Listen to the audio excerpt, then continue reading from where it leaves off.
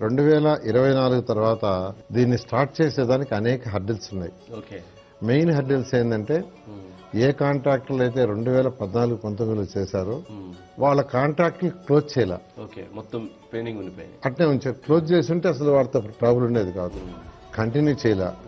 వాళ్ళకి ఇవ్వాల్సిన డబ్బులు ఇవ్వాల, పేమెంట్స్ చేయలేదు. వాళ్ళు అలా గాలిలో పెట్టేశారు.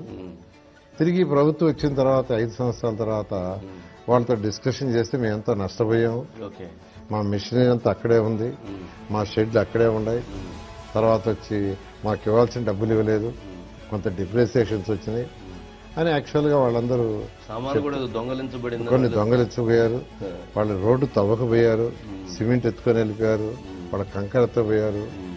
ఈ అన్ని ట్రబుల్స్తో వాళ్ళు యాక్చువల్గా అనేక సమస్యలు తెచ్చారు.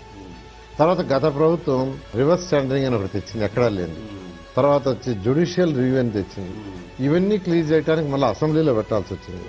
ఇలా ఈ హర్డిల్స్ అన్ని క్లియర్ చేయడానికి దాదాపు 8 నెలలు పట్టింది. తర్వాత ఏదైతే 2014-19లో వర్క్స్ టేకప్ చేసామో ఆ వర్క్స్ స్ట్రెంత్ ఎలా ఉంది, ఎందుకంటే 6 ఏళ్ళు అసలు అక్కడ మెయింటెనెన్స్ ఏం లేదు. దానికోసం ఐఐటి చెన్నై, ఐఐటి హైదరాబాద్ వాళ్ళకి ఇచ్చాము. వాళ్ళు దాన్ని స్టడీ చేయడానికి ఒక 3 months తీసుకొని ఎటువంటి ఇబ్బంది లేదు, 100% మీరు చేసుకోవచ్చు అని యాక్చువల్గా క్లారిటీ ఇచ్చారు.